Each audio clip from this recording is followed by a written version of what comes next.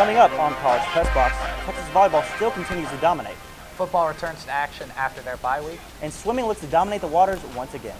All this and more coming up on College Press Box.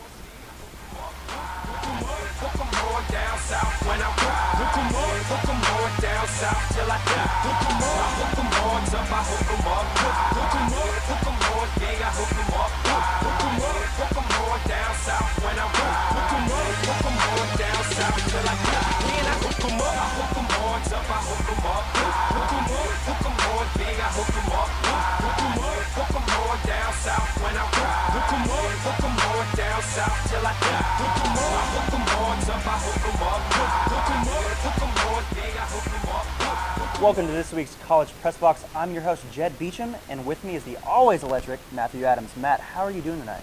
Doing good. How about you, Jett? I'm doing great. Okay, so obviously UT football did not play this week, so what did you catch up on in sporting world? Well, I was able to catch up on a little more college football this weekend. Got to watch some of LSU Florida. Unfortunately missed the Michigan game, but saw Awful the ending. highlights. And of course, how can you forget the Patriots and Colts yesterday? Tom Brady playing great as always. Texas volleyball hosted Big 12 rival Texas Tech over the weekend in a conference matchup. Let's head over to Gregory Gym for the highlights. Number 2 Texas volleyball played Texas Tech in a sold-out Gregory Gym. Midway through the first set, Longhorns with the Amy Neal kill set up by Chloe Collins up 13-10. Longhorns now up 18-13. Collins this time, after a bad Texas Tech hit, with the bump set from Collins to Amy Neal for the kill. Horns up 19-13. Set point for the Horns right here. Collins finds Amy Neal again. Horns win the first set. Second set, Horns up, but struggled a bit, up 2-1 right now. Kill by Lauren Douglas on the Horns ties it up at 2-all. Tech up 12-10 at this point, with Kaney Keenan set up for the happy birthday kill. Tech up 13-10. Tech winning 21-18. The Longhorns are still struggling at this point, and Chiaku Bagu shows it. Blocked by Sarah Redding, Tech goes up 22-18. Longhorns make a comeback though, and the Amy Neal show is getting set up right now. Kat Brooks with the great dig right here sets up Amy Neal, who gets the kill and gives Texas the win in the set. The third set now, Texas still in control, up 9-7. The Texas defense put on a showcase right here. Great dig right there. Gets the block right here, which sets up a miss hit by Tech. The Longhorns go on to win the set and the match, sweeping Tech. Our very own Aspen Dietrich was at the game and has more on the Horns and their strong performance. The Longhorns came in strong and defeated the Texas Tech Raiders in a quick 3-0 sweep. The team views their height and blocking as a huge asset in the road to the championship. Because not many teams are going to hit over us, but as long as we're low and over and pressing and talking to each other with our timing, we usually get good touches on it. So just knowing to trust our teammates. A lot of discipline from Coach Elliott helps the players remain calm and collected during the game. So, I don't know, not going for a kill every single set I get and just placing it to get a good ball back to run our offense. The Longhorns remain undefeated after a sweep against Texas Tech and are tied with Kansas at the top of the Big 12 Conference. Being number 2 in the nation, the Horns have high hopes at winning the national championships. However, they're focusing on each game alone as they come.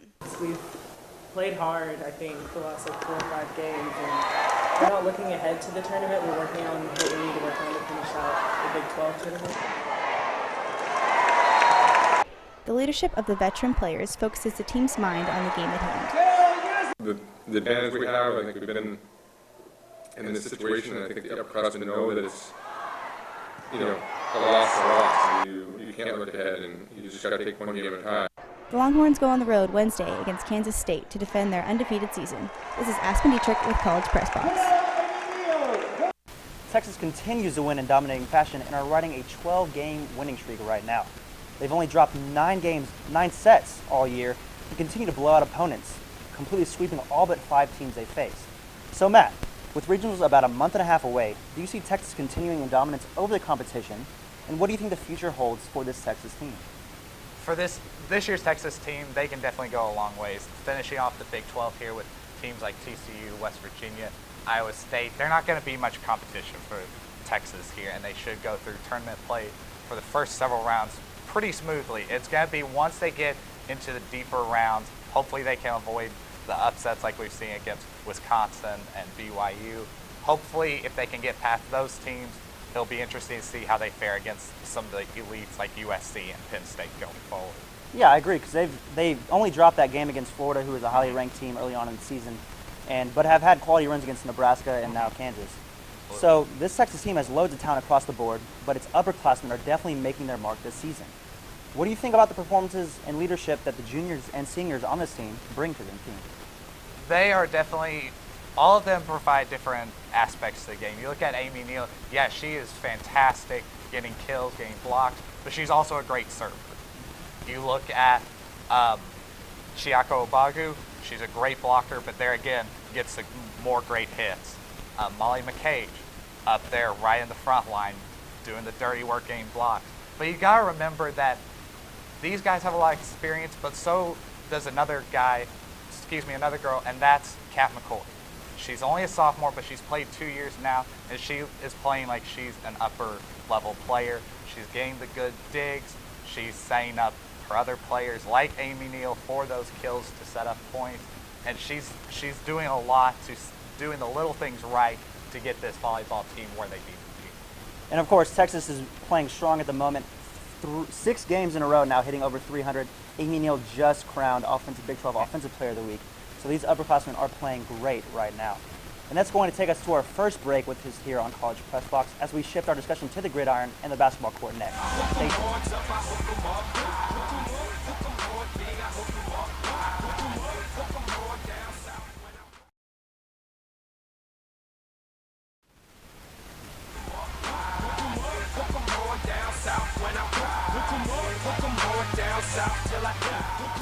Welcome back to College Press Box, your go-to show for UT Athletics.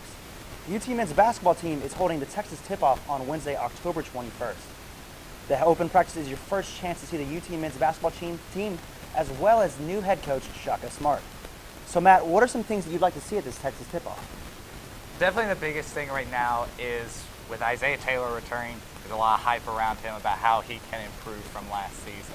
Struggled a little bit with both injuries, but also just playing. He was very aggressive, but didn't score a lot, and really didn't get a lot of the big guys involved. So we need to see if he can do that. Also, be interesting to see if Javon Felix can improve.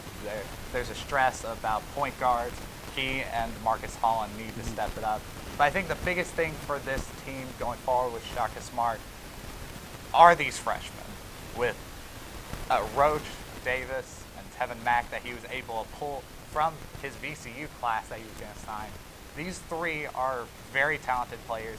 Can he put them in right away and start developing his own guys with the previous players under Coach Barnes' era? Yeah, and Shaka's first recruiting class was actually very strong, and I'm extremely excited to see the new havoc that he brings. And I'm hoping that if you can get players, such as Prince Ebay and Cam Ridley, to really buy into the program and start playing with a lot more intensity. Okay, so the Big 12 preseason polls came out last week, and Texas ended up in 4th place behind perennial favorite Kansas, Oklahoma at 2nd, and Iowa State in 3rd. Do you feel like this is an accurate prediction for Texas, and what do you think this Texas team can accomplish this year?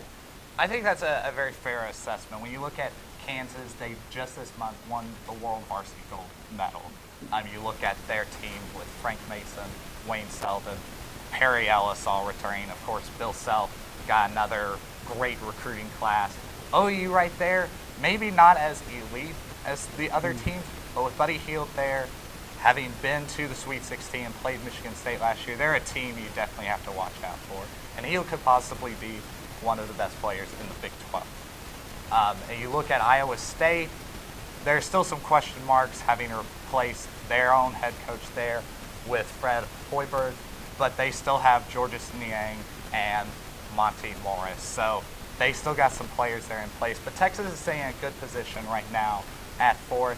Depending on how the season shakes out, they could possibly go into that 3rd spot. Okay. It's a little early to say that they would jump OU to be in the top 2. Very true. But for now, top 4 looks good, possibly top 3. And I think it's a good thing to start. I mean, it's only a preseason poll, people. That's what you got to deal with. But I do think now Shaka is the 2nd best coach in the Big 12, and so you just got to give him some time. It's kind of like Charlie Strong and the football boys. You got to give him some time to recruit his own classes and deal with the players. And I think the players have bought into the system so far, and hopefully they continue to do it. Yeah, absolutely. Now, of course, we're so interested in basketball, but Jett, we can't forget that we still got football Very going on. true, We got very half true, the Matt. season left. Texas returns this weekend following a bye week after upsetting Oklahoma. They take on Kansas State, unfortunately, for their third straight 11 o'clock game, but that's beside the point. But there's a little bit of chip on everyone's shoulders. Coach Bill Snyder, 4-1 against Texas in Very his good second track record. tenure. Very good track record. So going forward here, we've seen a lot of different things from this Texas Longhorns team on both offense and defense. Having this bye week, what do you think are some of the areas that Coach Strong and this staff has worked on with this team to prepare not only for this game, but the rest of the season? Well, and to me personally, I think the bye week helps out most for injuries and problems that they've had with injuries. The only problem is, UT had a great win against Oklahoma, and that's something that you usually want to ride the momentum to. Now, unfortunately, they had a bye week after that, so they need to keep that momentum. That's really what they need to keep, and they need to keep that swagger of that win over a ranked opponent. K-State's obviously struggled in their last 3 games, 3 losses, all against very good ranked opponents, but they had that really big lead on TCU, gave it up, and then they got blown out by Oklahoma.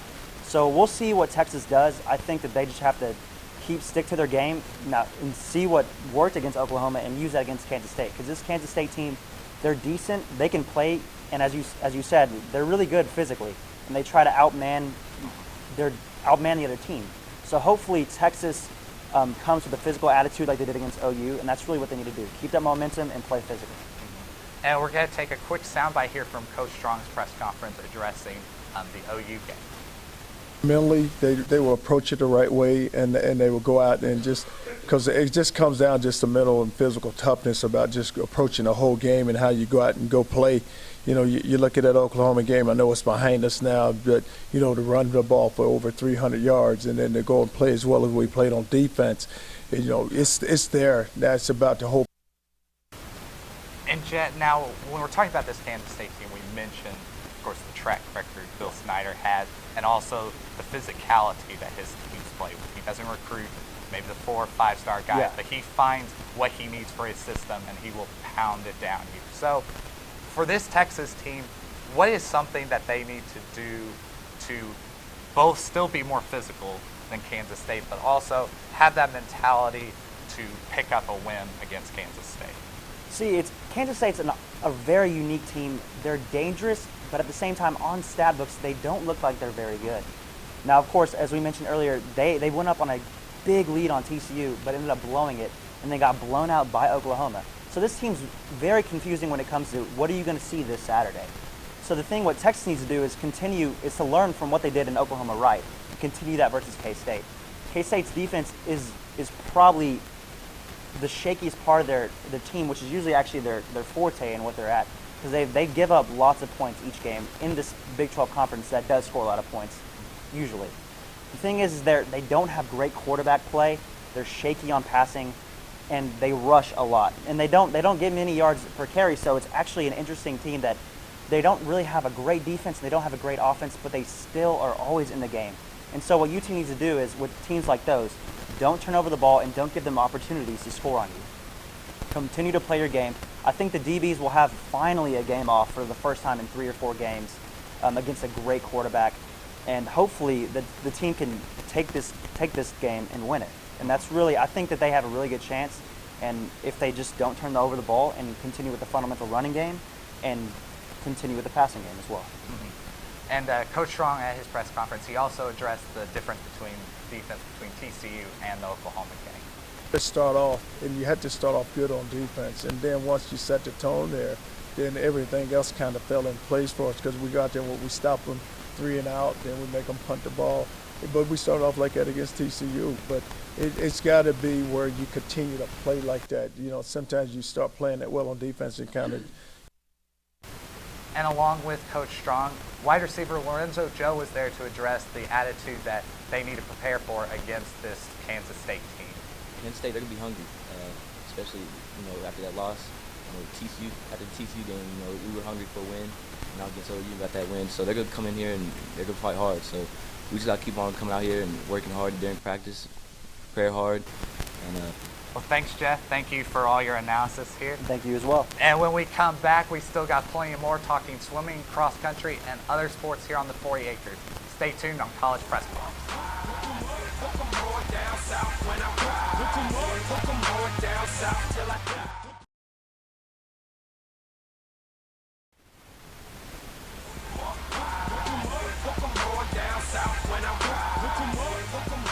Thank you for sticking with us here on College Press Box. Texas soccer traveled to the Panhandle to face Big 12 foe and 17th-ranked Texas Tech this past weekend. The scoring started off with Tech's Janine Becky finding the net in the 27th minute. That lead lasted just over 3 minutes when Texas's Michaela Flores nodded the equalizer in the 30th minute. The match remained tied at 1 until the second overtime when Texas's Jasmine Hart kicked in the golden goal winner with just 21 seconds left on the clock. The goal was the 5th latest to win a match in program history and propelled the Longhorns over the 17th-ranked Red Raiders. Texas softball continues their stretch of the fall schedule at home last Thursday as they destroyed Blaine College 19-14. Senior first baseman and outfielder Holly Kern and junior pitcher Tiara Davis each knocked out 3 runs. UT's pitchers allowed 4 unearned runs on 4 hits, while sophomore Paige von Sprecken permitted just 2 hits and 2 tallies over 3 innings of her work as a starter. The Longhorns will continue their fall campaign Thursday as they host St. Mary's at 6:30 at McCombs Field. The Texas women's swimming and diving looked to move to a 4-0 record this weekend as they took on Florida and Indiana. Texas defeated Indiana 141-115 and Florida 155-105 with the help of a few talented underclassmen.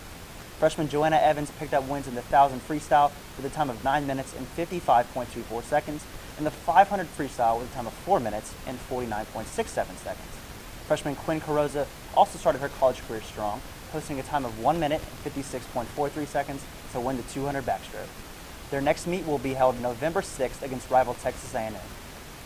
This past weekend, Texas men's swimming and diving team took on Florida and Indiana on their quest to repeat as national champs.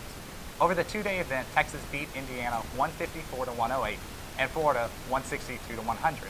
Freshman Townley Haas, one of the nation's top incoming freestyle swimmers, gave the Longhorns the early wins in the 1,000-yard freestyle and the 200-yard freestyle.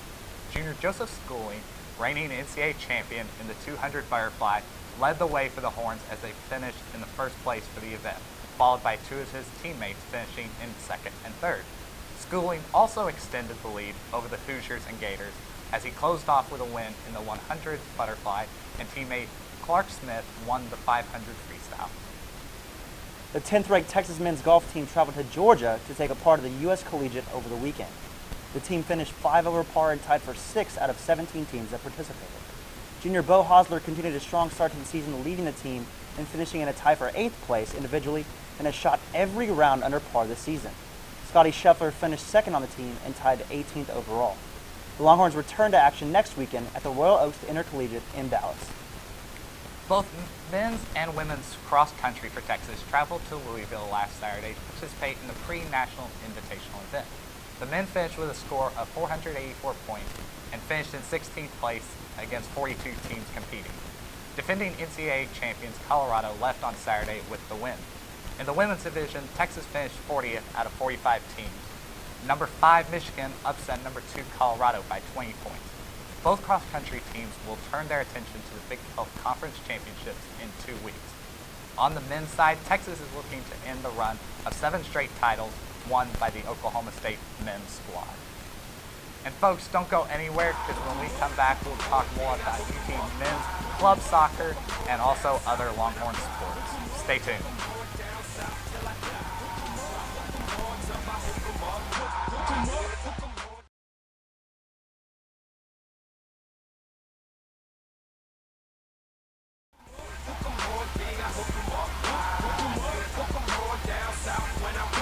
Welcome back, and thanks for sticking with College Press Box here on Monday night.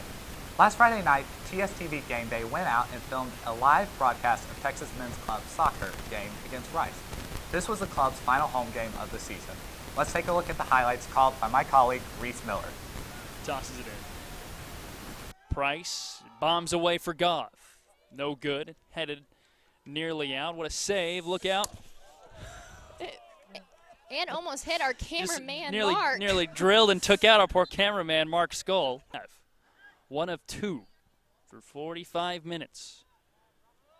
These games move very quickly, no stoppage time. Crosser looking for a goal, and it's out. Had a good shot with Will Goth. Back to the middle, Peterson. Cut off by Rice. Good chance for the Longhorns, wasted. Rice trying to knock it out. Big scramble. Perkins, one-on-one. Perkins right. Kicked back. Texas and Rice battling for it deep inside Rice territory. There's Magoo. Magoo, cross court, left side, scores! And there is that finish Texas has been waiting for all game. Patricio Vallejo, left side off the rebound, and Texas leads 1-0. Here's Perkins. Looking left, Guerrero. Middle crosser. Over the head, what a goal! Dan Guerrero lets it fly and scores! Guerrero, can he do it twice? Getting people excited. In the middle, there's Peterson. Perkins scores!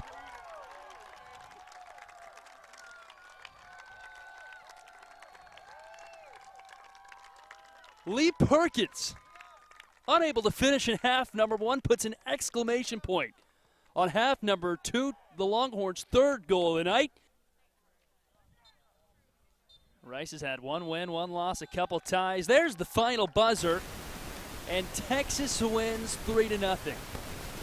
This week in Longhorn Sports, on Monday through Tuesday, we have women's golf at the Betsy Rawls Invitational. Wednesday, we have volleyball at Kansas State on 6 p.m. That's on ESPNU. Men's basketball, the Texas tip-off, as we said earlier, is at 7 p.m. And Thursday, softball versus St. Mary's at 6:30. And Thursday through Monday, women's tennis will be at the ITA Texas Regionals Championship. Friday, soccer will play Oklahoma at 6 o'clock, and you can see that on Longhorn Network. Volleyball will also play that night against Kansas, 8 o'clock, and also seen on the Longhorn Network. And of course, football will be taking action against Kansas State here at home, 11 o'clock, and on Fox Sports 1. And Saturday through Tuesday, men's tennis will be at the USTA ITA Texas Regional Championships. Sunday, soccer will take on Baylor at 4 p.m., which will be on LHN. And Sunday through Tuesday, women's golf will be the Las Vegas Collegiate Showdown. And before we go, Paul Boyette spoke during this week's press conference about last week's victory to encourage the team to work harder. We didn't have to start that we wanted to, and then we just take an Oklahoma game as a stepping stone moving forward. And we just got to go back to the drawing boards and let everybody know that we mean business, and that means taking extra film, doing extra work. So hopefully, Matt, as Paul Boyette said, we can get that motivation through these 2 weeks and use that against K-State. So with that being said, we talked a little football action earlier, and Texas is playing K-State this weekend. How do you think the game turns out, and give me a score prediction? I think this will actually turn out good for Texas. I think they will carry into this game with momentum from Oklahoma. It'll be a close game probably, but I'm going 24-21 Texas. So a low-scoring affair technically in college football. Okay, I think given their defense, I think Texas actually makes this not a close one, and I think we win 31-17. I think 2 touchdowns. Alrighty, thanks for joining us tonight. Tune in to College Press Box every Monday at 9 p.m. and College Crossfire on the Wednesdays at 9 p.m. You can follow us on Twitter at College Press Box. For everyone in studio, Master Control, Matt, and myself, have a lovely night.